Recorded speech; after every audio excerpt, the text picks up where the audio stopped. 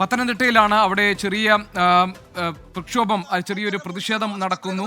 അവിടെ പോലീസുകാർക്കെതിരെ നടപടി ഉണ്ടായെങ്കിലും പോലീസുകാർക്കെതിരെ കേസെടുത്തെങ്കിലും അവിടെ കോൺഗ്രസിന്റെ പ്രതിഷേധം നടക്കുകയാണ്. ആ ദൃശ്യങ്ങളിലേക്കും വിവരങ്ങളിലേക്കും പോകാം. ശ്രീജിത്ത് ശ്രീകുമാരനാണ് വിവരങ്ങൾ നൽകാറുള്ളത്. ശ്രീജിത്ത്, യൂത്ത് കോൺഗ്രസിന്റെ പ്രതിഷേധമാണല്ലോ പത്തനംതിട്ടയിൽ ഇപ്പോൾ നടക്കുന്നത്. പോലീസ് സ്റ്റേഷന് മുന്നിൽ വിവരങ്ങൾ എന്തൊക്കെയാണ്?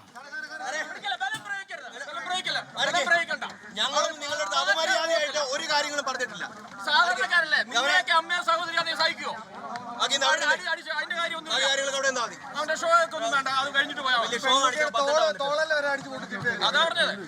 ശ്രീജിത്ത് ശ്രീകുമാരനുണ്ട് വിവരങ്ങൾ നൽകാൻ. ശ്രീജിത്ത്, പറയൂ വിശദാംശങ്ങൾ.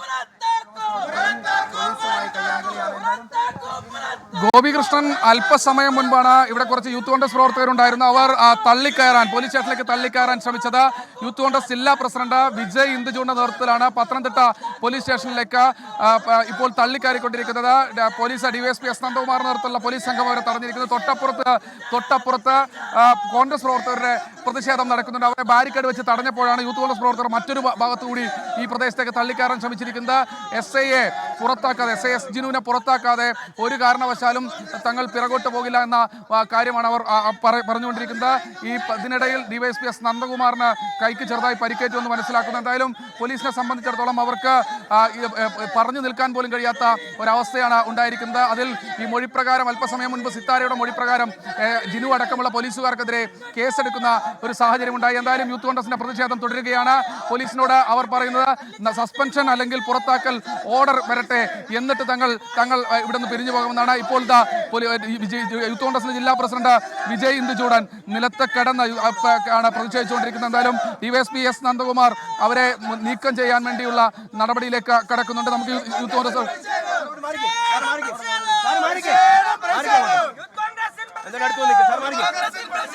വലിയ തോതിൽ യൂത്ത് കോൺഗ്രസ് പ്രവർത്തകരുടെ പ്രതിഷേധം ഒരു കാരണവശാലും പോലീസിനെ സംബന്ധിച്ചിടത്തോളം അവർക്ക് ഒരു ആക്ഷനിലേക്ക് കടക്കാൻ പോലും ഇപ്പോൾ അവരെ സംബന്ധിച്ചിടത്തോളം ഉണ്ട്. കാരണം പോലീസ് ആകെ ഒരു പ്രതിക്കൂട്ടിലായ ഒരു അവസ്ഥയാണ്.